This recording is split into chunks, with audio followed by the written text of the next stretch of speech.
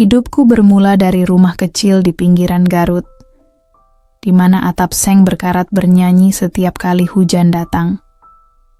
Dan lantai tanah menjadi saksi tiap langkah kaki yang tak pernah benar-benar kering dari lumpur.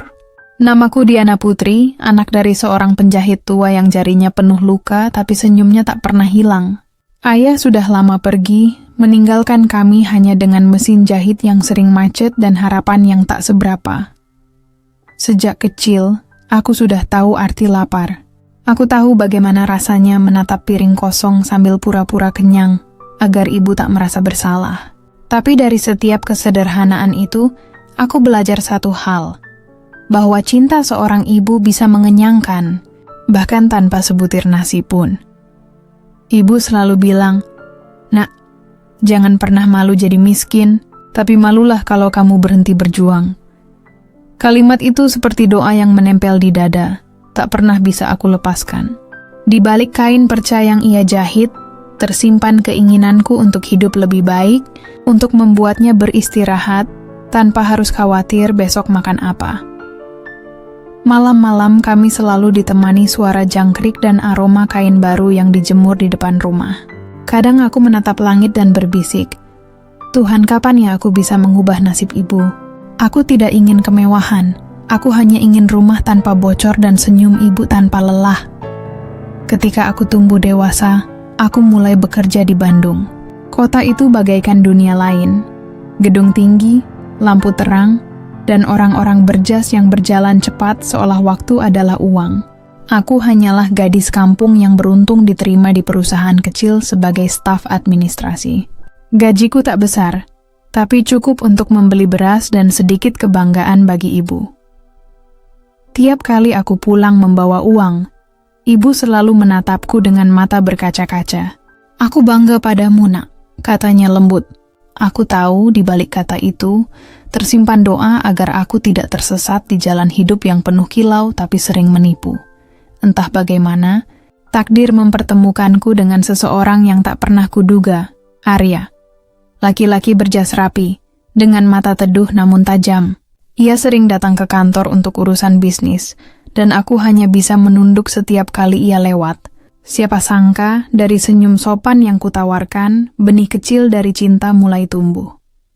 Namun sebelum semuanya berubah, aku selalu mengingat masa kecilku. Aku ingin menyimpannya di dada, sebagai pengingat dari mana aku berasal. Dari tanah, dari peluh, dari kasih seorang ibu yang tak pernah menyerah. Sebab setiap keberhasilan di masa depan akan terasa hampa jika aku lupa siapa yang menuntunku di masa kelam. Malam itu, aku menatap wajah ibu yang mulai keriput. Aku berjanji dalam hati, suatu hari nanti, aku akan membawanya keluar dari rumah sempit ini. Aku akan memberinya kehidupan yang layak, meski harus menukar seluruh waktuku. Aku tidak tahu bahwa janji itu akan menjadi awal dari kisah panjang antara cinta, kemewahan, dan luka. Pernahkah kamu juga berjanji dalam diam bahwa suatu hari hidupmu akan berubah? Jika pernah, tulislah di kolom komentar. Aku pernah berjanji. Bandung menyambutku dengan hawa dingin dan aroma kopi pagi. Jalanannya yang sibuk seolah berbisik. Di sini, setiap orang berlari mengejar mimpinya. Aku, gadis kampung yang baru pertama kali menginjak kota besar, hanya ingin bekerja dengan tenang, membayar kos tepat waktu, dan menabung untuk ibu di Garut. Hari-hariku sederhana. Mengetik laporan, menyiapkan berkas, dan sesekali menatap keluar jendela, melihat dunia yang berputar tanpa menungguku. Tapi takdir memang punya cara unik mempertemukan dua dunia yang berbeda. Hari itu, saat aku membawa map ke ruang rapat, aku menabrak seseorang di koridor. Berkas-berkas berserakan, dan suaraku tercekat begitu melihat sosok pria tinggi dengan jas abu-abu elegan. Matanya menatapku, tajam tapi hangat, seolah mengenalku sejak lama. "Maaf, Pak, saya tidak sengaja," kataku tergesa. Ia hanya tersenyum, membungkuk membantu memungut kertas yang jatuh. "Tak apa. Kamu kerja di bagian administrasi, ya?" Nada suaranya tenang tapi dalam. Ada wibawa yang tak bisa dijelaskan dengan kata-kata. Namanya Arya. direktur muda dari keluarga konglomerat yang memiliki perusahaan tempatku bekerja. Setelah kejadian itu, entah mengapa, ia sering memanggilku ke ruangannya. Awalnya untuk urusan pekerjaan, tapi lama-lama percakapan kami mengalir seperti dua sungai yang bertemu tanpa sengaja. Ia menanyakan hal-hal sederhana, makanan kesukaanku, bagaimana kabar ibuku di kampung, bahkan hal-hal kecil seperti mengapa aku selalu membawa bekal sendiri. Aku tidak tahu kapan hatiku mulai bergetar setiap kali melihatnya. Mungkin ketika aku menyadari bahwa di balik jas mahal dan mobil mewahnya, ada sisi manusia yang rapuh dan sepi. Ia bercerita bahwa keluarganya kaku, penuh perhitungan, dan jarang berbicara tentang kasih sayang. Sementara aku tumbuh di rumah penuh cinta meski tanpa harta. Kami seperti dua potongan hidup yang saling melengkapi. Suatu malam, ia menawariku tumpangan pulang. Hujan turun deras dan aku hanya bisa pasrah. Di dalam mobil hanya ada suara hujan yang memecah sunyi. Ia menatapku lama lalu berkata pelan, "Diana, kamu tahu, kamu membuatku merasa pulang." Kata-kata itu menancap di hatiku, hangat sekaligus menakutkan. Aku takut terlalu dalam, takut lupa diri. Beberapa bulan kemudian, ia datang ke rumah kontrakanku yang sempit. Ia duduk di kursi reyot, menatap wajah ibuku dengan hormat, dan dengan nada yang bergetar ia berkata, "Bu, saya ingin melamar Diana." Aku terkejut, begitu pula ibu. Tapi di matanya aku melihat kesungguhan yang tak bisa ditawar. Malam itu ibu menangis. "Akhirnya janji kamu terkabul juga, Nak," katanya sambil memelukku. Tapi di balik kebahagiaannya aku merasa takut. Takut pada dunia baru yang akan aku masuki. Dunia yang penuh aturan, kemewahan, dan mungkin kesepian yang lain. Aku menatap langit malam Bandung dari jendela kamar kos. Hujan baru saja berhenti, tapi aroma tanah basah membuatku teringat masa lalu. Aku tahu, hidupku akan berubah selamanya.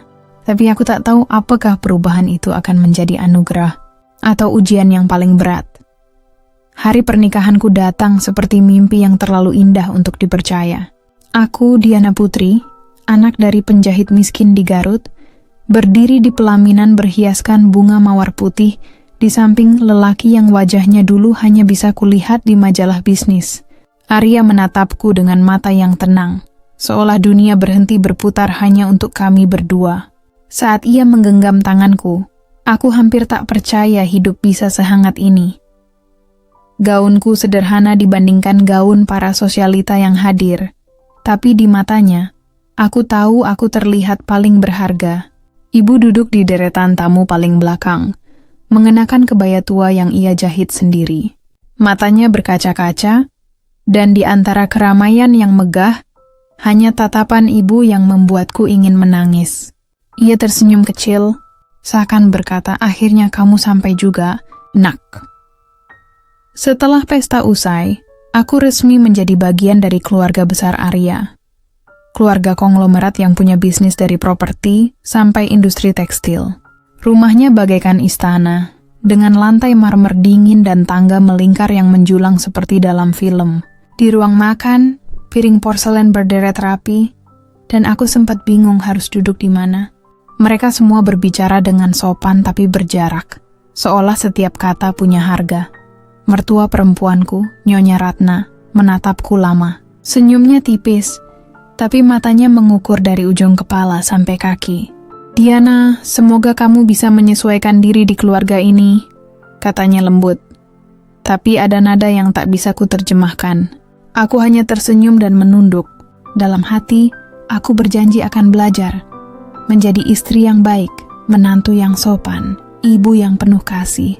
Sebab bagiku, cinta dan kepercayaan adalah rumah yang sesungguhnya. Hari-hari pertama pernikahan kami begitu indah. Arya memperlakukanku seperti ratu.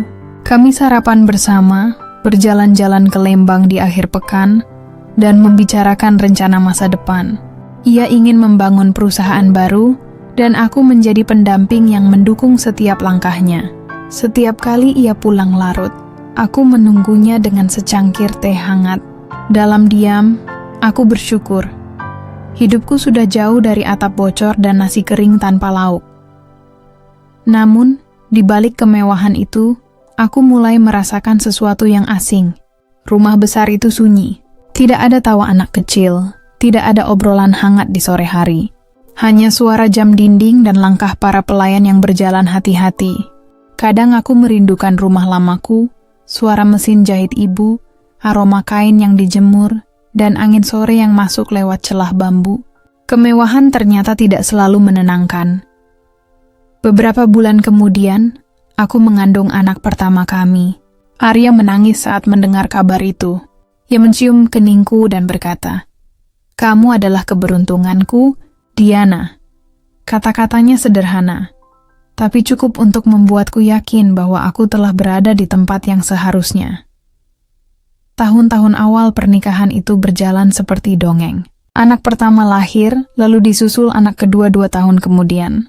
Perusahaan Arya berkembang pesat, dan banyak orang bilang bahwa sejak aku hadir, rezekinya mengalir deras. Aku tidak tahu apakah itu benar, tapi aku tahu satu hal. Setiap malam, aku selalu berdoa agar kebahagiaan ini abadi. Namun, entah sejak kapan, aku mulai merasakan getar halus di dasar dada. Sesuatu yang tak bisa aku jelaskan. Seperti riak kecil di air tenang yang menandakan badai sedang menuju perlahan. Aku menatap wajah Arya yang mulai sibuk, mertuaku yang kian sulit tersenyum, dan suasana rumah yang perlahan berubah dingin. Tapi aku tidak ingin berpikir buruk. Saat itu, aku hanya ingin percaya bahwa cinta akan cukup untuk melindungiku dari segala yang akan datang. Hari-hariku di rumah Arya berjalan bagai mimpi yang tenang di permukaan, namun menyimpan riak di dalamnya. Rumah megah itu bagaikan istana, dinding marmer memantulkan cahaya lampu kristal, taman penuh bunga mawar yang selalu disiram setiap pagi oleh tukang kebun, dan aroma kopi mahal yang tersaji di meja makan setiap kali aku turun dari kamar. Tapi entah kenapa, di tengah segala kemewahan itu, aku sering merasa sepi. Sepi yang lembut tapi menusuk pelan, seperti dingin di pagi Bandung yang masuk lewat celah jendela kaca. Setiap hari, aku berusaha menjadi istri yang baik, menyiapkan sarapan untuk Arya, menjemput anak-anak dari sekolah internasional mereka, memastikan rumah tertata rapi. Aku ingin diterima oleh keluarga besarnya, terutama oleh ibu mertua, Nyonya Ratna, yang sejak awal sudah memperlihatkan jarak di matanya. Ia tak pernah benar-benar memarahiku, tapi tutur katanya selalu seperti pisau yang dibungkus senyum. "Diana, meja makan ini terlalu sederhana. Kamu lupa, rumah ini bukan rumah kampung," katanya suatu pagi. Aku hanya tersenyum, menunduk. "Maaf, Bu, saya akan perbaiki." Ia hanya mengangguk tipis, lalu menyesap tehnya perlahan, seolah setiap kesalahan kecilku adalah pembenaran bagi keraguan lamanya. Aku berusaha tak mengambil hati. Aku yakin waktu akan membuat semuanya membaik, tapi setiap hari terasa seperti ujian kesabaran baru. Kadang saat makan malam, obrolan di meja dipenuhi bisnis dan investasi, hal-hal yang asing bagiku. Jika aku mencoba ikut berbicara, semua mata beralih, senyum mereka kaku, seolah aku tak seharusnya bicara di meja mereka. Arya, di sisi lain, masih penuh perhatian. Ia sering menggenggam tanganku diam-diam di bawah meja, memberi isyarat agar aku tetap tenang. "Sabar ya sayang, mereka hanya butuh waktu," katanya setiap kali kami berdua. Aku percaya Biden. Aku percaya pada cinta yang dulu tumbuh di antara kami, cinta yang membuatku berani meninggalkan segalanya demi bersamanya. Namun cinta kadang tak cukup menjadi perisai. Aku mulai mendengar bisikan-bisikan kecil di dapur, tentang aku yang hanya numpang hidup, tentang keluarga miskin yang kini menikmati kemewahan. Pelayan yang dulu ramah kini mulai menjaga jarak. Aku berpura-pura tidak peduli, tapi setiap bisikan itu seperti duri yang menempel di langkahku. Kecil, tapi menyakitkan setiap kali aku berjalan. Suatu sore, aku mengunjungi taman belakang sendirian. Anak-anakku bermain di ayunan, tertawa riang tanpa tahu apapun tentang dinginnya tatapan orang-orang di rumah ini. Aku memejamkan mata, menarik napas panjang, dan berkata dalam hati, "Tuhan, jangan biarkan aku kehilangan diriku sendiri di rumah ini." Di malam hari, saat Arya pulang, aku selalu mencoba tersenyum seperti biasa. Tapi aku tahu ia mulai lelah. Pekerjaannya makin menumpuk, bisnis makin besar, dan waktu kami berdua semakin sedikit. Rumah ini kian terasa asing, seperti gedung megah yang tak punya jiwa. Kadang aku memandangi cermin dan bertanya pada diri sendiri, apakah aku masih Diana yang dulu, gadis kampung yang sederhana dan penuh harapan, atau aku sudah berubah menjadi seseorang yang tak lagi mengenal dirinya sendiri? Aku mencintai Arya, mencintai rumah ini, tapi entah kenapa ada rasa yang pelan-pelan menggerogoti, seperti bunga di taman yang tampak indah dari luar, padahal akarnya mulai layu. Aku hanya bisa berharap badai yang terasa samar ini tidak benar-benar datang menghantam. Hari-hari di rumah megah itu mulai terasa berbeda. Udara yang dulu hangat kini seperti membawa dingin yang tak kasat mata. Senyum para pembantu yang dulu tulus berubah menjadi formal, canggung, seolah setiap gerakanku mereka nilai dan bisikan. Aku tahu, ada sesuatu yang mulai berputar di balik dinding megah ini. Sesuatu yang pelan, tapi pasti akan meretakan segalanya. Semua bermula dari hal kecil. Piringku di meja makan selalu berbeda dari yang lain. Kadang sendokku tak lengkap, atau nasi di piringku terasa dingin lebih cepat dari biasanya. Awalnya aku tak mempedulikan, tapi tatapan mereka, tatapan itu seperti duri yang disembunyikan di balik bunga. Aku mulai mendengar bisikan samar dari dapur belakang setiap kali aku melintas. Kasihan ya, numpang kaya. Katanya dia cuma mantan staf kantor Arya. Kalau bukan karena pesona murahan, mana mungkin nyangkut di keluarga ini. Aku berhenti di ambang pintu dapur saat itu. Tubuhku menegang. Dua pembantu cepat-cepat berpura-pura mencuci piring. Suara air mengalir menutupi sisa tawa mereka. Aku tidak berkata apa-apa, hanya melangkah pergi dengan dada bergetar. Aku ingin marah, tapi bagaimana mungkin? Di rumah ini, suaraku terlalu kecil untuk didengar. Malamnya aku menangis diam-diam di kamar. Arya sudah tertidur, wajahnya tenang setelah hari panjang mengurus bisnisnya. Aku menatapnya, mencoba menemukan tempat bersandar, tapi jarak antara kami terasa jauh. Ia tak tahu badai kecil yang mulai berputar di sekelilingku.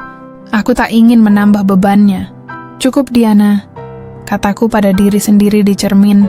"Kamu kuat. Kamu pernah hidup dengan lebih sedikit dari ini." Namun, hari-hari berikutnya justru semakin menekan. Suatu siang, saat aku membawa bekal untuk anak-anakku ke sekolah, supir keluarga berbisik, "Maaf, Bu, ada yang bilang ibu terlalu ikut campur dalam bisnis Pak Arya. Katanya, perusahaan bisa rugi kalau ibu terus sok tahu." Aku tercekat. Aku bahkan tak pernah ikut campur apapun, selain sekadar menanyakan kabar proyek suamiku di meja makan. Tapi fitnah memang seperti asap, keluar dari tempat tak terlihat, menyebar cepat, dan membuat siapapun batuk tak berdaya. Malam itu, aku memeluk anak-anakku lebih erat. Mereka tertidur di pangkuanku, wajahnya damai. Hanya mereka yang membuatku tetap waras di tengah bisikan yang makin keras. Di luar kamar, langkah kaki pelayan terdengar berbisik dengan langkah lain. Entah siapa, entah tentang apa. Tapi hatiku tahu, namaku kini menjadi bahan cerita. Aku mencoba berbicara pada Arya. "Mas, kenapa akhir-akhir ini orang-orang di rumah ini berbeda ya?" Arya hanya tersenyum lelah. "Mungkin kamu terlalu peka, sayang. Mereka hormat padamu kok." Tapi matanya tak berani menatapku lama. Disitulah aku tahu, ia juga mendengar sesuatu. Ia hanya memilih diam. Sejak malam itu aku mulai takut dengan keheningan. Karena di rumah sebesar ini, keheningan justru menyimpan terlalu banyak suara. Aku duduk di balkon, menatap langit Bandung yang diselimuti kabut tipis.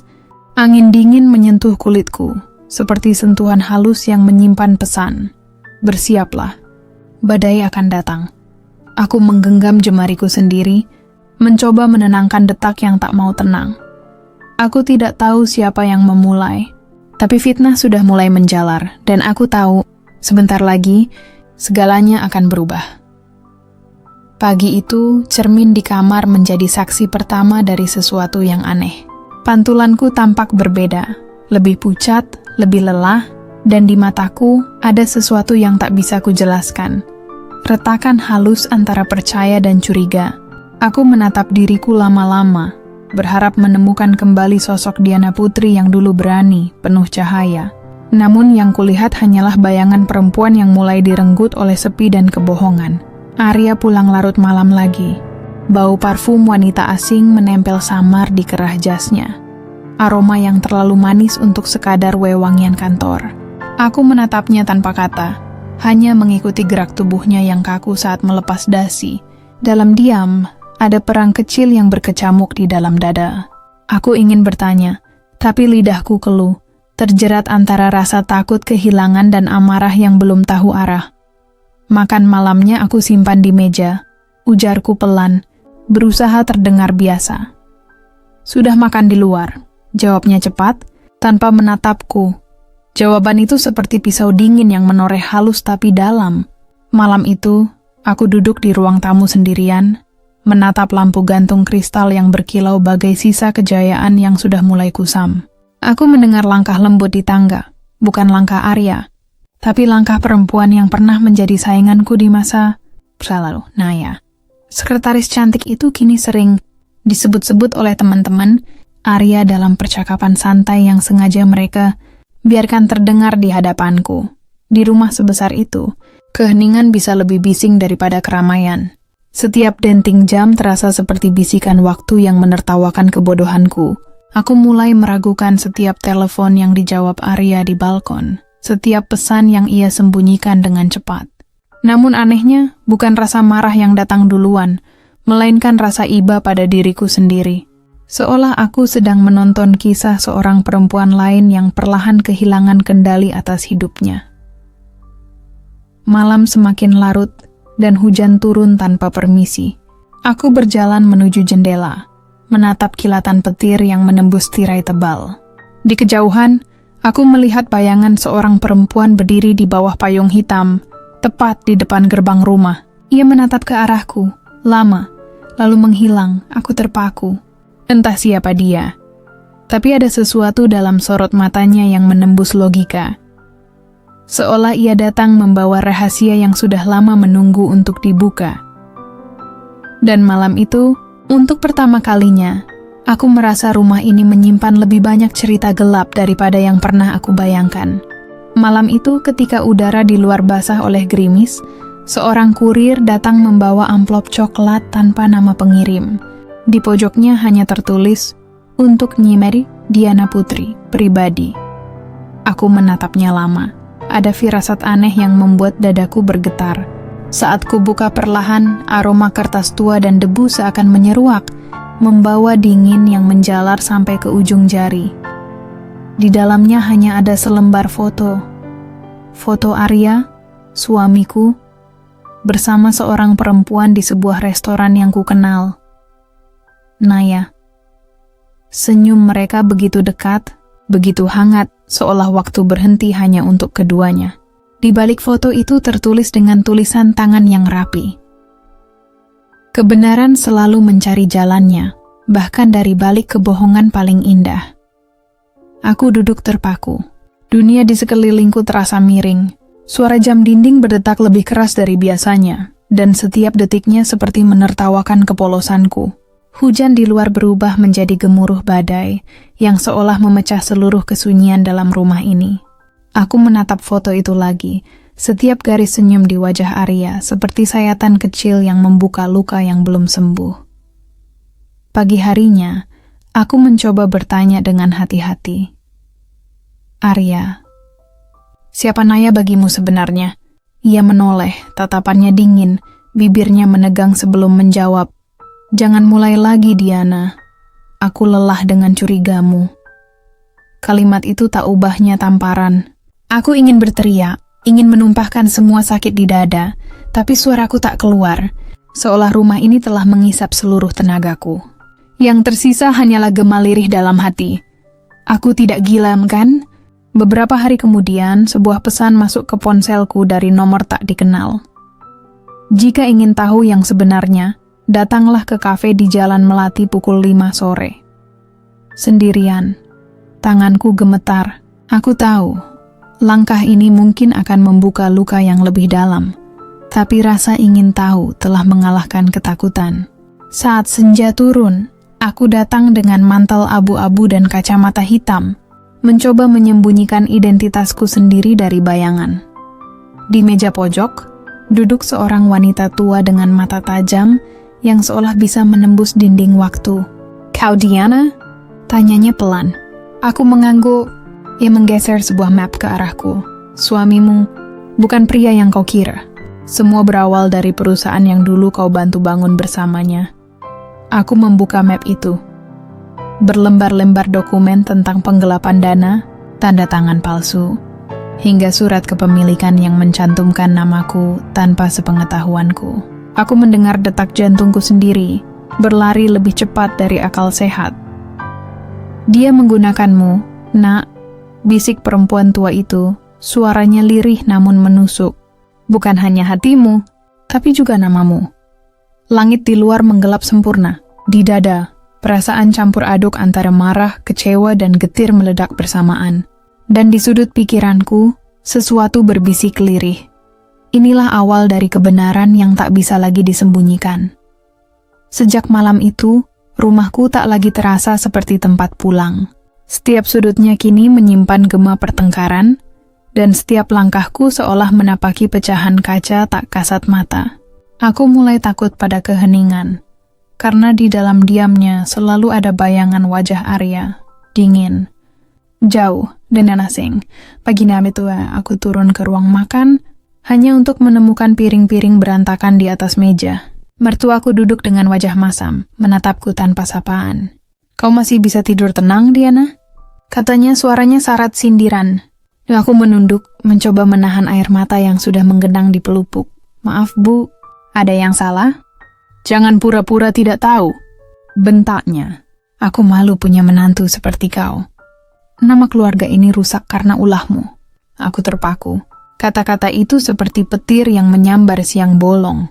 Sebelum sempat bertanya, Arya turun dari lantai atas dengan ekspresi datar, lalu berkata, "Sudah, Bu, jangan perpanjang. Biar Diana belajar dari kesalahannya." "Kesalahan apa?" Aku ingin berteriak menuntut kejelasan, tapi suara itu tertelan rasa takut dan lelah yang menahun.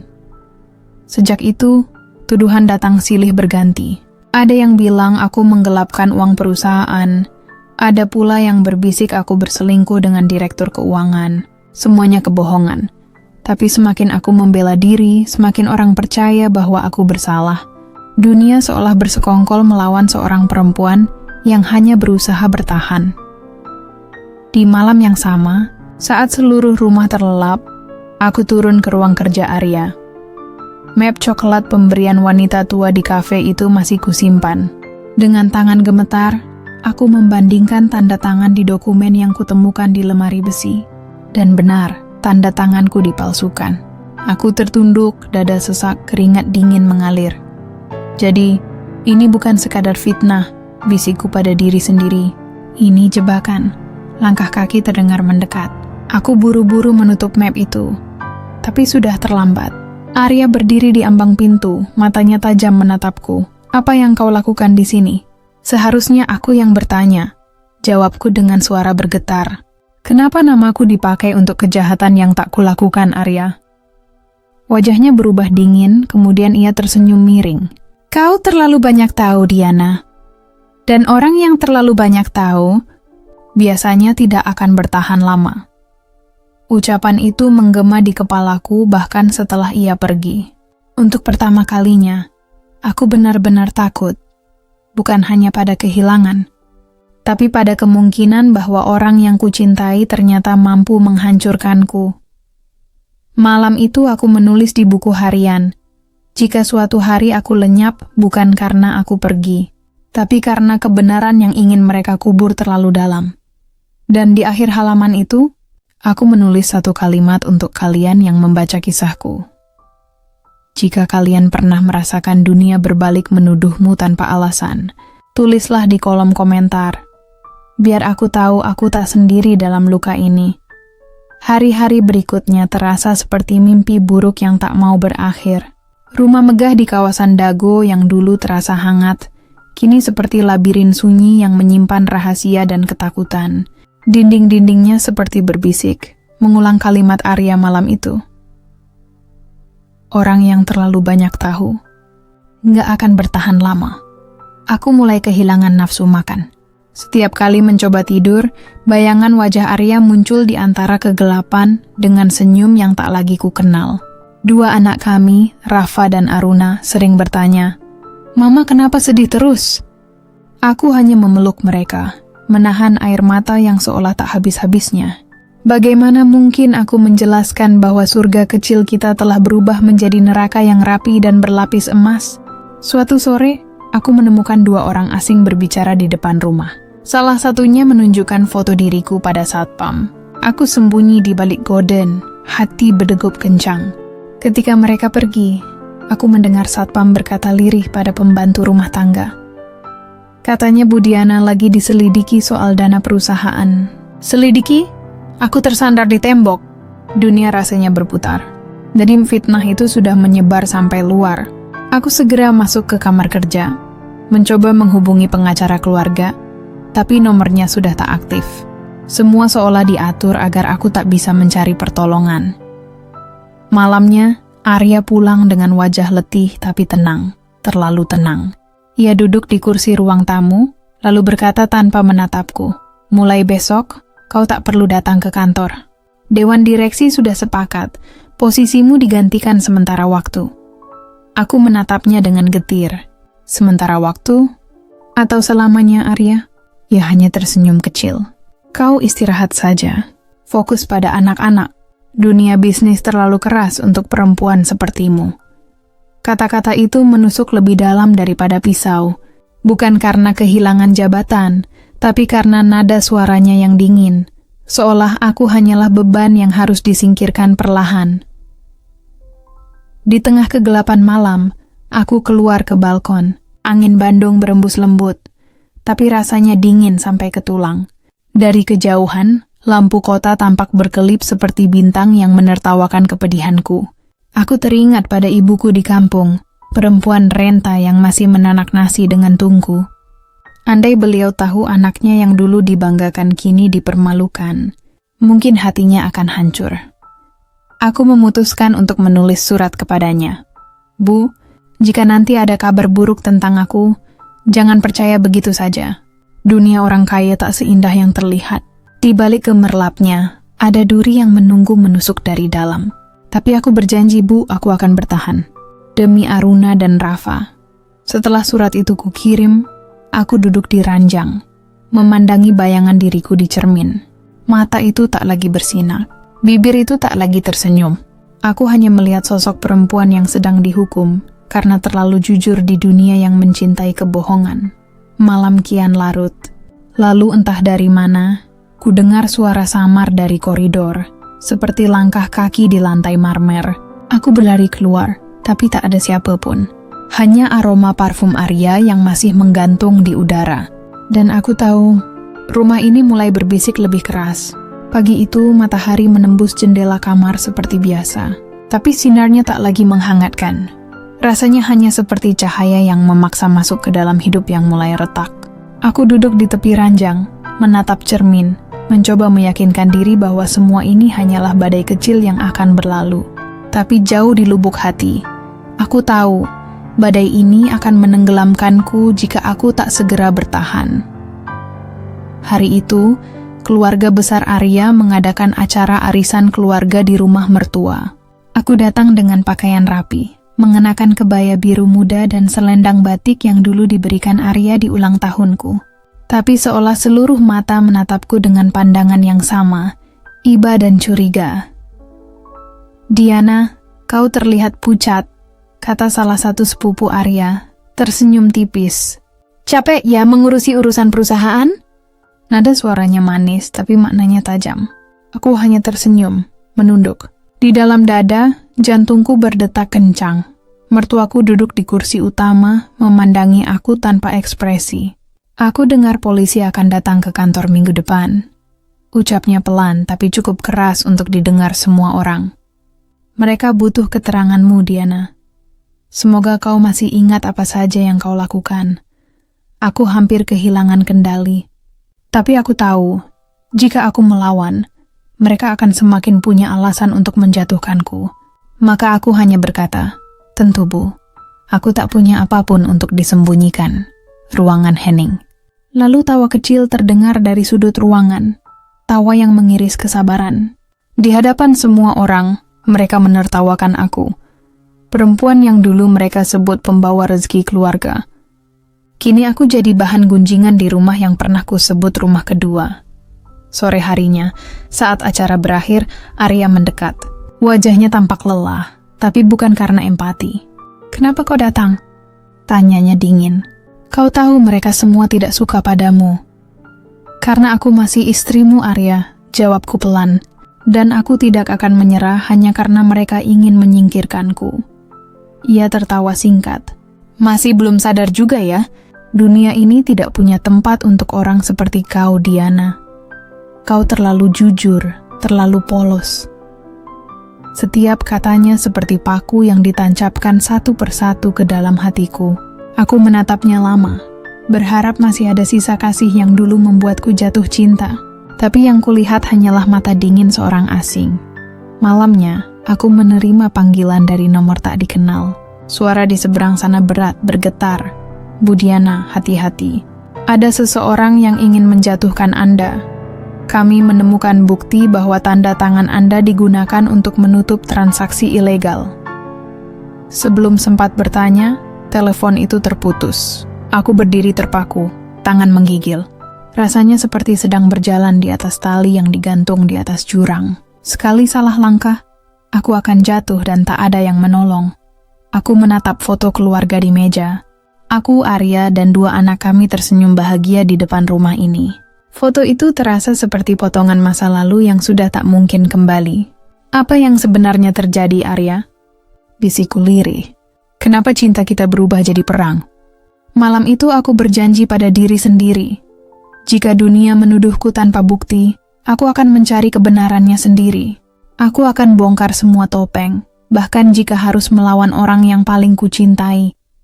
Dan untuk kalian yang membaca kisah ini, pernahkah kalian merasa hidup kalian berubah hanya karena satu fitnah? Tulis di kolom komentar, karena aku ingin tahu seberapa banyak hati yang hancur oleh kebohongan yang disembunyikan di balik senyum palsu. Sejak malam itu, udara di rumah terasa lebih berat. Setiap pintu yang tertutup terdengar seperti peringatan, setiap langkah kaki di lorong seperti isyarat akan sesuatu yang lebih gelap. Aku mulai mencurigai semua hal di sekitarku. Bahkan bayanganku sendiri, Arya semakin jarang pulang. Jikapun datang, ia hanya membawa aroma parfum asing dan tatapan kosong. Dulu kehadirannya adalah rumah bagi jiwaku. Kini, suaranya saja cukup untuk membuatku gemetar antara rindu dan takut. Suatu siang, aku memberanikan diri datang ke kantor pusat perusahaan, tempat yang dulu menjadi kebanggaanku. Tapi begitu masuk, semua mata memandangku seperti melihat orang asing.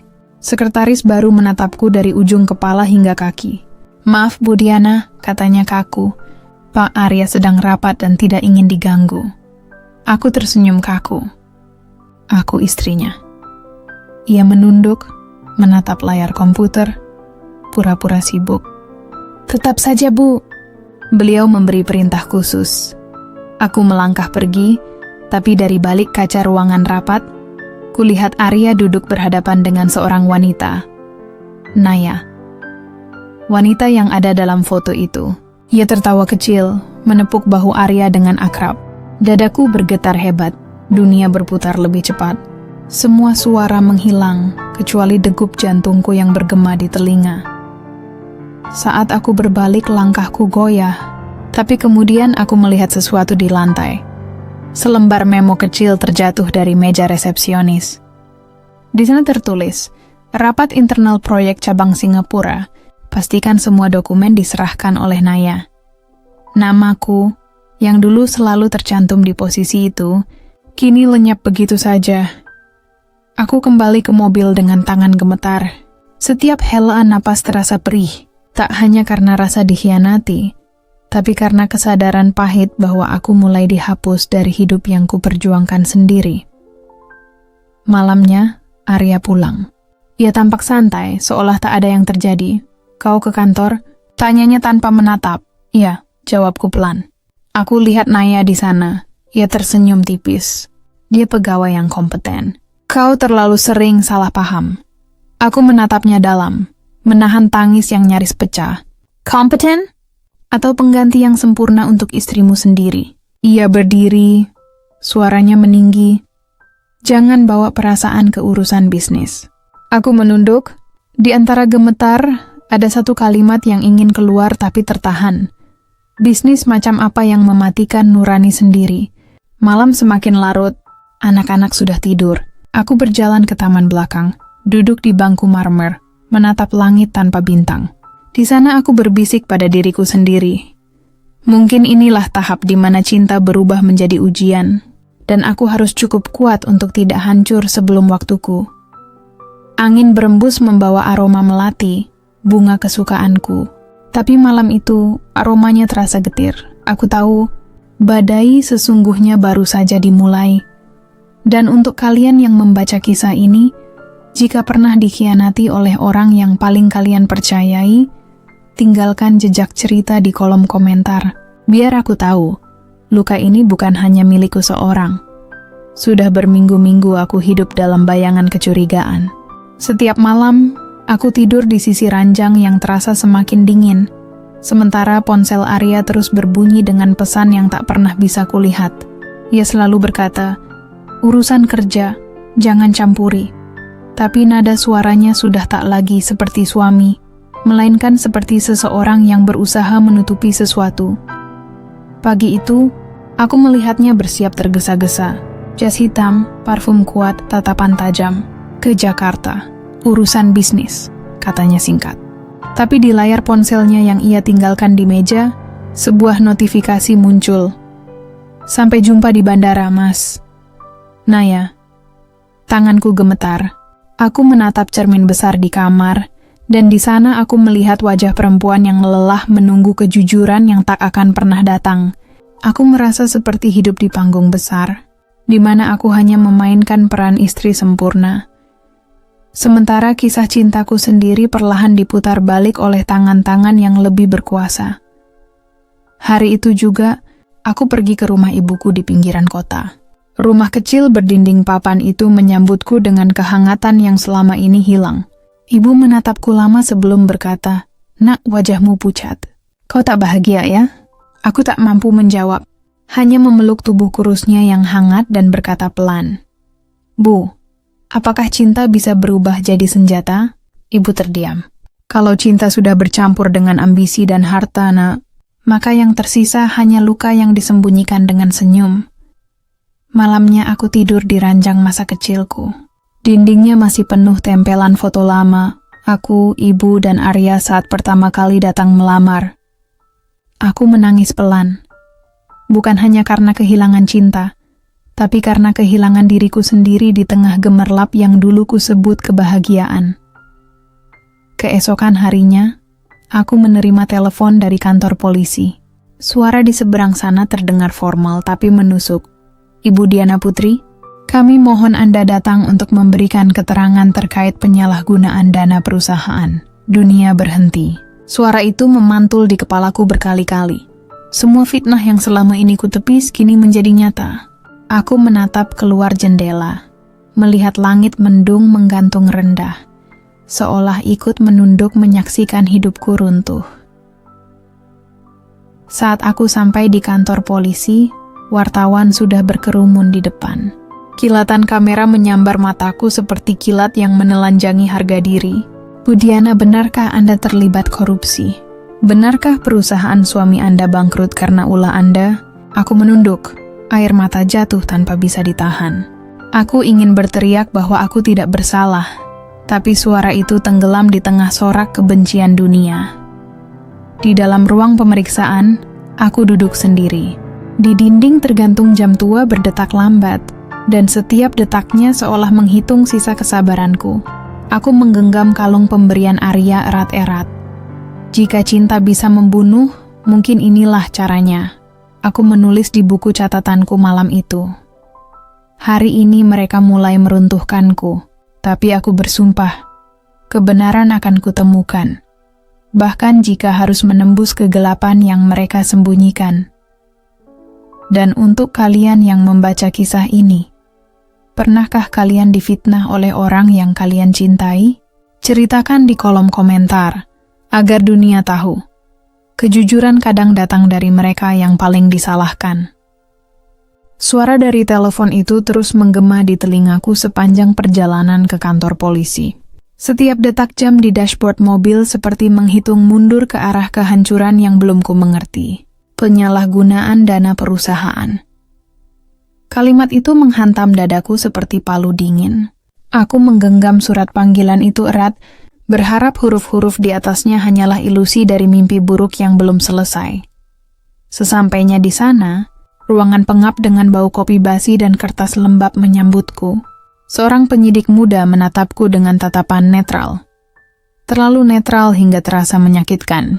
Ibu Diana Putri, Anda terdaftar sebagai Direktur Keuangan pada masa audit terakhir, benar? Aku mengangguk, tapi semua laporan sudah diverifikasi oleh tim Arya, suami saya. Ia menatapku lama, lalu menekan sebuah berkas ke meja. Di dalamnya tercantum namaku di setiap tanda tangan transaksi gelap. Puluhan dokumen dengan tinta hitam yang terasa seperti noda di dada sendiri. Sayangnya, Bu, semua bukti menunjukkan keterlibatan Anda. Dunia seakan berputar.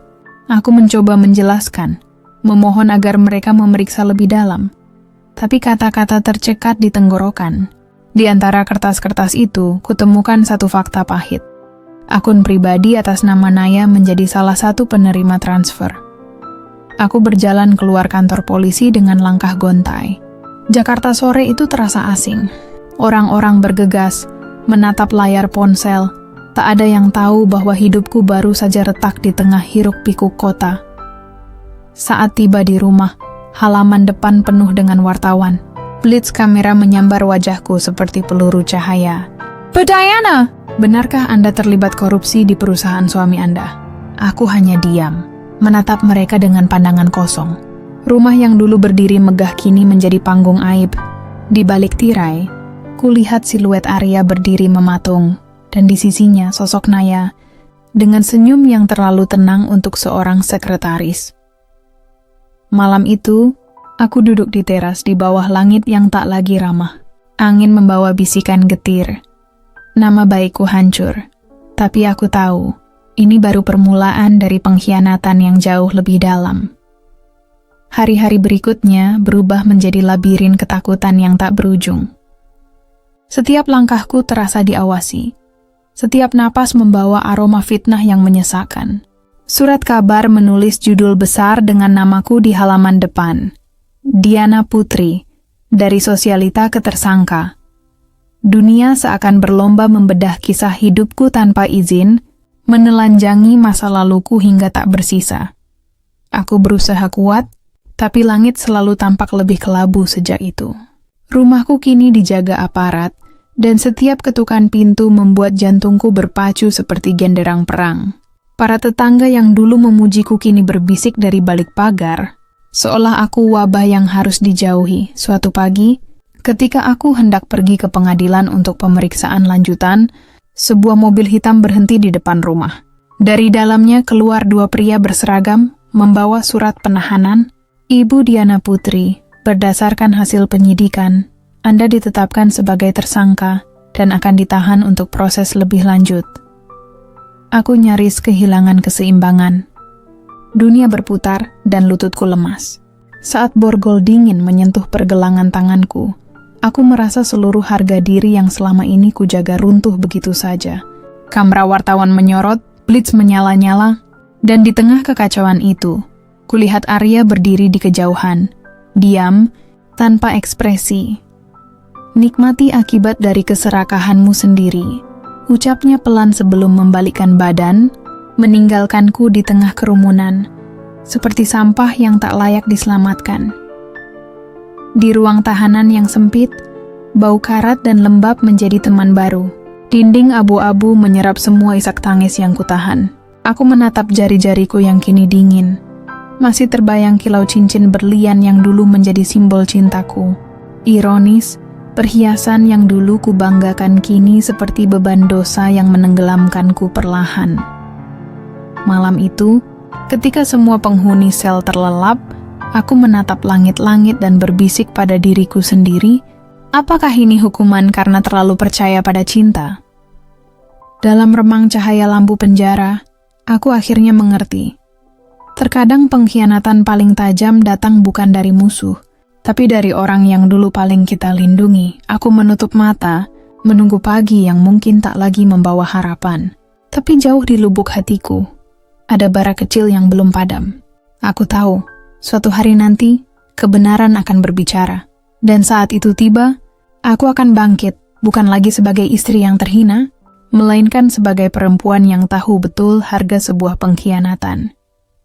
Malam-malam di balik jeruji seakan menelan waktu. Di antara suara rantai besi dan langkah petugas yang berulang, aku sering termenung, menatap bulan dari sela jeruji sempit di atas kepala. Bulan itu tampak sama seperti dulu, tetapi sinarnya kini tak lagi hangat. Ia seperti saksi bisu dari semua kepura-puraan yang pernah kulalui. Pesta, senyum palsu, cinta yang ternyata racun. Suatu pagi aku dipanggil untuk diperiksa ulang. Di ruangan dingin itu, jaksa menatapku dengan sorot curiga, sementara pengacaraku menunduk lesu. Ibu Diana, ada bukti baru yang ditemukan di rekening luar negeri atas nama Anda. Aku tercekat. Itu bukan milikku. Suaraku parau. Bukti digital tak bisa berbohong, jawabnya datar. Setiap kata mereka seperti paku yang menghujam jantungku. Aku tahu Arya yang menanam semua ini. Dia terlalu licin, terlalu pintar menutup jejak. Tapi siapa yang mau percaya pada perempuan yang kini hanya tersangka? Hari itu aku kembali ke sel dengan langkah gemetar. Hujan turun deras di luar, meneteskan bunyi seperti air mata langit yang ikut berduka. Di antara deru hujan, seorang tahanan tua di sebelahku berbisik, "Orang yang kau cintai, kalau ia tega, bisa lebih jahat dari siapapun di dunia ini." Kalimat itu menghantamku keras, seperti cermin yang menampakkan wajahku sendiri. Lelah, remuk tapi belum sepenuhnya mati. Beberapa hari kemudian, kabar dari luar masuk. Arya kini hidup dengan seorang wanita muda, mantan sekretarisnya sendiri. Mereka terlihat menghadiri gala amal, tersenyum lebar di bawah lampu sorot, seolah aku tak pernah ada. Foto itu kutatap lama-lama. Dada ini bergetar bukan karena cemburu, tapi karena rasa sakit yang tak bisa dijelaskan, campuran antara dikhianati, ditinggalkan, dan diseret ke jurang oleh tangan yang dulu ku genggam penuh cinta. Malamnya aku menulis di selembar kertas lusuh, mencoretkan kalimat yang lahir dari hati yang sudah terkoyak. Cinta seharusnya menyembuhkan, bukan membunuh. Tapi cintaku padamu, Arya, telah berubah menjadi belati yang menancap di dadaku sendiri. Ketika kertas itu kutatap, aku sadar, mungkin inilah bab baru dari hidupku. Aku tak lagi ingin menangis karena kehilangan cinta, tapi karena kehilangan diriku sendiri. Dari sinilah aku harus belajar berdiri lagi, meski dunia masih memandangku dengan jijik. Karena di dalam kegelapan ini, aku mulai melihat. Kadang luka paling dalam justru membuka jalan menuju kekuatan yang tak pernah kita tahu kita punya. Hari itu, hujan turun tanpa jeda sejak fajar. Airnya mengetuk-ngetuk atap sel seperti irama doa yang tak pernah selesai. Bau lembab dan karat besi menyesakkan dada. Aku duduk bersandar pada dinding dingin, menggenggam foto anak-anakku yang mulai pudar di sudut lipatan. Di wajah mereka yang masih polos, aku menemukan sisa hidup yang belum sepenuhnya padam. Namun, surat kabar pagi itu datang membawa badai baru. Di halaman depan, foto Arya terpampang besar dengan judul yang menusuk. CEO Arya Group donasikan dana miliaran untuk amal. Di bawahnya, ia berpose bersama perempuan muda bergaun putih, menggandeng tangan Arya seperti seorang istri sah. Aku memandangi gambar itu lama-lama, hingga tinta di jari mengotori kulitku. Ironis, bukan? Aku yang dulu dianggap pembawa keberuntungan kini diperlakukan seperti aib yang harus dihapus dari sejarah hidupnya. Sore harinya, pengacaraku datang membawa kabar bahwa sidang penentu nasibku akan segera digelar. Katanya peluang bebas hampir tak ada. Ada dokumen palsu, ada kesaksian yang direkayasa. Semua mengarah padaku. Dunia ini rupanya lebih mudah mempercayai dusta yang diucapkan dengan jas mahal daripada kebenaran yang keluar dari perempuan dengan pakaian tahanan. Aku teringat ibu di kampung. Mungkin ia masih menanak nasi dengan tungku tua, sambil menatap jalan berharap aku pulang. Tapi bagaimana mungkin aku pulang dalam keadaan begini? Aku bahkan tak tahu apakah aku masih pantas disebut anaknya. Malam itu, aku menulis surat untuk anak-anakku. Jika suatu hari kalian membaca ini, ingatlah, Mama tidak mencuri apapun. Yang Mama punya hanya cinta. Tapi cinta itu direnggut oleh orang yang salah. Jadilah manusia yang tidak silau pada harta, tapi setia pada nurani. Air mataku jatuh, menodai huruf-huruf yang belum sempat kering. Ketika aku selesai menulis, seorang sipir wanita yang diam-diam bersimpati padaku menyelipkan selembar kertas kecil. Di sana tertulis alamat seseorang, katanya, seorang wartawan yang masih percaya pada kebenaran. Coba hubungi dia saat kau bebas, Bu. Dunia ini belum sepenuhnya buta, bisiknya. Aku menatapnya, lalu menatap langit di luar jeruji. Hujan masih turun, tapi entah kenapa, untuk pertama kalinya, aku merasa tetesannya seperti tanda kehidupan. Mungkin Tuhan belum meninggalkanku. Mungkin ini bukan akhir, tapi awal dari pertarungan panjang yang harus kujalani dengan sisa kekuatan yang tersisa. Hari persidangan tiba. Langit Bandung tampak muram sejak pagi, seolah ikut mengerti betapa rapuhnya langkahku. Aku dibawa keluar dari mobil tahanan dengan tangan terborgol, diapit 2 petugas. Kilatan kamera wartawan menyambar-nyambar wajahku seperti petir yang tak kenal ampun. Aku menunduk, mencoba menyembunyikan air mata yang sudah menggenang. Di benak, hanya terlintas wajah 2 anakku. Apakah mereka melihat berita ini? Apakah mereka malu memanggilku Mama? Ruang sidang itu dingin dan penuh tatapan tajam. Arya duduk di kursi saksi, wajahnya tenang, seolah semua ini hanyalah drama kecil dalam bisnisnya yang megah. Aku menatapnya, berharap ada sedikit belas kasihan tersisa, tapi tatapan matanya kosong, seperti menatap orang asing. Di sampingnya perempuan itu, yang dulu hanya sekretaris di kantorku, tersenyum samar, penuh kemenangan. Jaksa memaparkan bukti-bukti yang katanya tak terbantahkan, rekening, surat, tanda tangan yang seolah-olah milikku. Semua tampak rapi, meyakinkan, tapi aku tahu, semuanya palsu. Saya tidak melakukan itu, suaraku bergetar. Saya hanya istri yang percaya pada suaminya, dan kini saya membayar harga dari kepercayaan itu. Namun ruang itu tak mendengarkanku. Hukum di negeri ini, pikirku getir, lebih sering berpihak pada mereka yang punya uang, bukan pada yang punya kebenaran. Ketika hakim mengetuk palu tanda sidang ditunda, tubuhku lemas. Aku hampir tak bisa berdiri. Seorang petugas menggandeng lenganku kembali ke mobil. Di luar, beberapa orang berteriak memanggilku penipu, perempuan rakus. Kata-kata itu menancap seperti paku di dada. Aku ingin berteriak bahwa mereka salah, tapi untuk apa? Suara kebenaran seringkali kalah oleh kebisingan kebohongan. Malamnya aku tak bisa tidur. Di langit-langit sel, bayangan masa laluku bergulir seperti film rusak.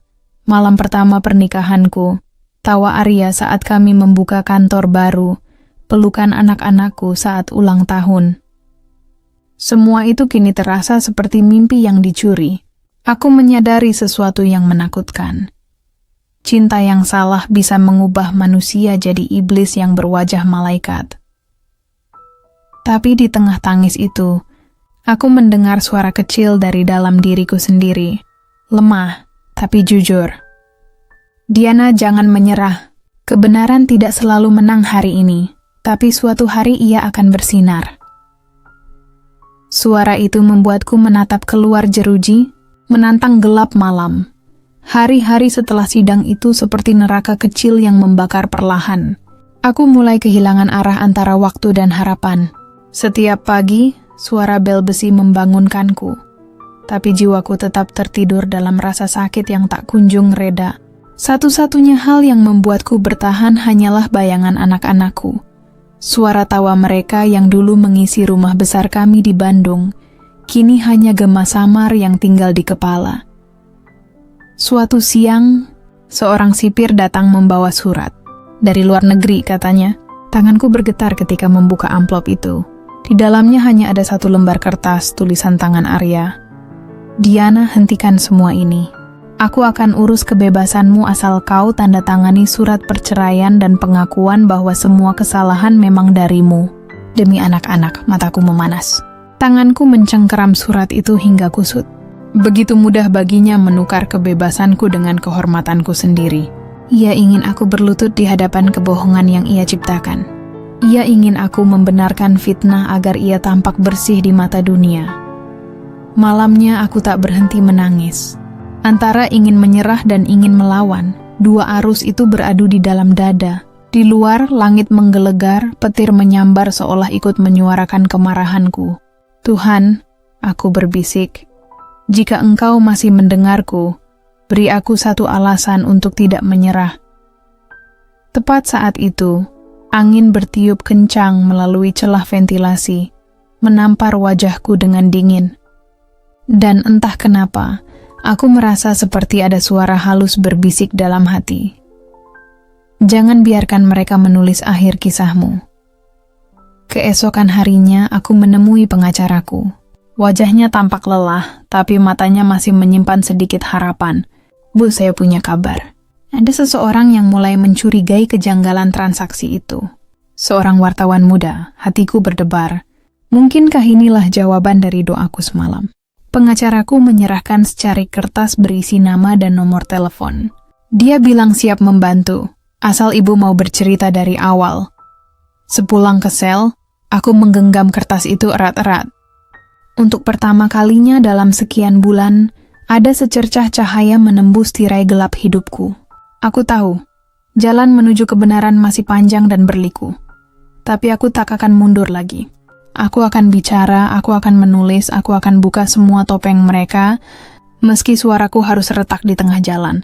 Karena kadang, keberanian seorang perempuan bukan diukur dari seberapa kuat ia menahan tangis, tapi dari seberapa teguh ia berdiri ketika dunia mencoba menjatuhkannya. Dan malam itu, di balik jeruji yang dingin, aku bersumpah dalam hati. Aku akan melawan, bukan demi balas dendam, tapi demi kebenaran yang pernah mereka rampas dariku. Beberapa minggu setelah surat itu kuterima, hidupku perlahan berubah arah. Dari perempuan yang pasrah, kini aku mulai menyusun keberanian. Seolah luka yang lama tertimbun kini mulai berbicara. Di tengah dinginnya jeruji besi, aku menulis ulang kisahku. Bukan untuk membenarkan diri, tapi untuk menuntut keadilan yang dirampas. Pengacaraku datang membawa kabar baik. Wartawan yang disebutnya, seorang pria muda bernama Niko, ingin menemuiku.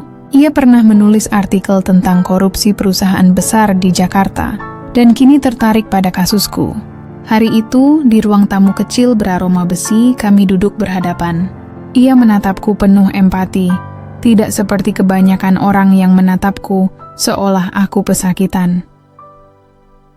Bu Diana, katanya lembut, saya sudah membaca berkas Anda. Ada banyak hal yang janggal. Rekening luar negeri yang disebut atas nama Anda ternyata dibuka pada tanggal Anda sedang dirawat di rumah sakit. Aku tercekat. Kau yakin? Niko mengangguk mantap. Saya punya bukti login dan tanda tangan yang tidak cocok. Tapi ini berbahaya, Bu. Kalau saya salah langkah, mereka bisa menutup semua jejak. Aku menatap matanya dalam. Untuk pertama kalinya, aku melihat keberanian yang tulus, bukan karena uang, tapi karena nurani. Kalau begitu, mari kita buka semuanya, kataku. Aku sudah kehilangan segalanya, tapi aku tidak akan kehilangan kebenaran. Hari-hari berikutnya, Niko datang lagi membawa catatan, foto, bahkan hasil forensik tanda tangan. Semakin dalam ia menggali, semakin jelas siapa dalang di balik semuanya, Arya dan 2 direktur kepercayaannya. Mereka memalsukan data untuk memindahkan dana besar ke rekening luar negeri, lalu menimpakan semua padaku. Namun langkah kecil menuju kebenaran ternyata menyalakan bara besar. Beberapa hari kemudian, seorang sipir menemukan amplop tanpa nama di depan selku. Di dalamnya hanya ada selembar kertas bertuliskan, "Berhenti bicara, atau anak-anakmu yang akan menderita." Tanganku gemetar, napasku tercekat. Dunia seolah berhenti. Aku tahu ini bukan sekadar ancaman. Mereka tahu di mana anak-anakku tinggal. Malam itu, aku duduk sendirian di sudut sel. Hujan turun, membasahi lantai yang retak. Aku menatap langit hitam dan berkata dalam hati, "Tuhan, lindungi anak-anakku. Jika aku harus menjadi perisai, biarlah aku yang menanggung semua." Air mataku jatuh, bercampur dengan air hujan yang merembes dari dinding. Tapi di tengah ketakutan itu, aku merasakan sesuatu yang aneh. Bukan kelemahan, tapi kekuatan. Kekuatan yang lahir dari seorang ibu yang tak lagi takut pada apapun, bahkan pada kematian. Malam itu, aku tak bisa memejamkan mata. Di luar, hujan turun pelan, menetes di sela atap seng yang berkarat, seperti suara langkah waktu yang enggan berhenti. Surat ancaman itu masih kusimpan di bawah bantal tipis. Lembaran kecil yang membawa aroma ketakutan sekaligus tekad. Aku tahu setiap hurufnya bisa berarti nyawa, tapi menyerah bukan lagi pilihan. Karena di titik ini, diam berarti mati perlahan. Pagi menjelang, Niko datang lagi. Wajahnya tampak tegang. Matanya menatap sekeliling sebelum bicara. "Bu, saya baru saja dapat pesan dari nomor tak dikenal. Mereka tahu saya membantu Anda. Saya harus hati-hati, tapi saya tak akan mundur." Aku menatapnya penuh syukur. "Jangan korbankan dirimu untukku." Ia tersenyum tipis. "Kebenaran memang mahal, Bu. Tapi jika tak ada yang mau membayar, dunia ini akan tetap gelap." Kami berbicara lama, membongkar satu demi satu lapisan kebohongan yang dulu kusebut kehidupan. Niko menunjukkan salinan dokumen yang ia temukan. Transaksi rahasia antara Arya dan seseorang di kementerian. Nilainya mencapai miliaran. "Jika ini benar," katanya pelan, "kasus ibu bukan sekadar rumah tangga. Ini permainan besar." Kata-katanya menancap dalam. Aku mulai sadar bahwa hidupku hanyalah pion dalam permainan mereka. Aku, seorang istri dari keluarga sederhana, dijadikan tameng bagi dosa yang tak pernah kulakukan. Sore harinya, aku dipanggil oleh kepala penjara. "Bu Diana, besok Anda akan dipindahkan ke tempat baru," katanya datar. Jantungku seketika berdegup keras. Aku tahu ini bukan kebetulan. Ada kekuatan yang ingin memisahkanku dari Niko, dari semua yang mungkin menyingkap kebenaran. Malam itu aku berlutut di lantai dingin, memejamkan mata, berdoa lirih. "Tuhan, jika besok aku hilang, biarlah kebenaran ini tetap hidup di tangan mereka yang berani melanjutkannya." Subuh menyapa dengan udara yang menusuk tulang. Aku dibawa ke mobil hitam tanpa plat dinas, dikawal 2 petugas asing. Jalanan Bandung terasa asing kali ini. Bukan lagi rumah, melainkan labirin yang menelan setiap kenangan. Namun di tengah perjalanan sesuatu terjadi. Mobil berhenti mendadak di pinggir jalan. Suara keras terdengar dari luar. Salah satu petugas keluar, dan aku mendengar desingan cepat. Lalu sunyi, pintu belakang terbuka. Sosok Niko muncul, napasnya terengah. "Cepat, Bu, kita harus pergi." Aku terpaku, antara takut dan percaya. Dunia tiba-tiba berputar cepat, seperti mimpi buruk yang berubah jadi pelarian panjang menuju kebebasan. Apakah kalian percaya bahwa ketika hidup menutup semua jalan, Tuhan bisa membuka celah sekecil jarum bagi mereka yang berani melangkah? Kalau kalian di posisi Diana, apakah kalian akan ikut kabur demi kebenaran, atau tetap pasrah menunggu nasib? Tulis di komentar, biarkan kisah ini hidup di hati kalian. Malam itu, Diana berdiri di balkon rumah kecilnya, memandangi langit Bandung yang gelap namun dipenuhi bintang. Angin dingin menyentuh wajahnya, membawa kenangan tentang hari-hari penuh air mata. ketika dunia seolah runtuh, ketika semua orang menuduh tanpa tahu kebenaran, ketika cinta yang ia jaga justru menikamnya dari belakang. Namun malam itu, hatinya tak lagi marah. Luka itu kini berubah jadi kekuatan. Ia tersenyum kecil, menatap langit sambil berbisik pelan, "Tuhan, terima kasih. Kau sudah tunjukkan siapa yang tulus, siapa yang palsu." Diana kini bukan lagi wanita lemah yang dulu takut kehilangan segalanya. Ia sudah kehilangan semua, harta, nama baik, bahkan cinta. Tapi dari kehancuran itu, ia menemukan sesuatu yang jauh lebih berharga, dirinya sendiri. Ia memilih untuk memaafkan, bukan karena mereka pantas, tapi karena hatinya ingin tenang. Ia tahu hidup tidak akan kembali seperti dulu, tapi setiap langkah ke depan kini diiringi doa dan keyakinan bahwa penderitaan pun punya tujuan. Mata Diana menatap cahaya kecil di kejauhan, seperti harapan yang tak pernah padam. "Mungkin aku bukan siapa-siapa di mata dunia," katanya pelan. "Tapi aku tahu, di mata Tuhan, aku sudah menang." Dan malam itu, di antara sunyi dan bintang, seorang wanita yang dulu hancur kini bangkit. Bukan untuk membalas, tapi untuk hidup dengan damai.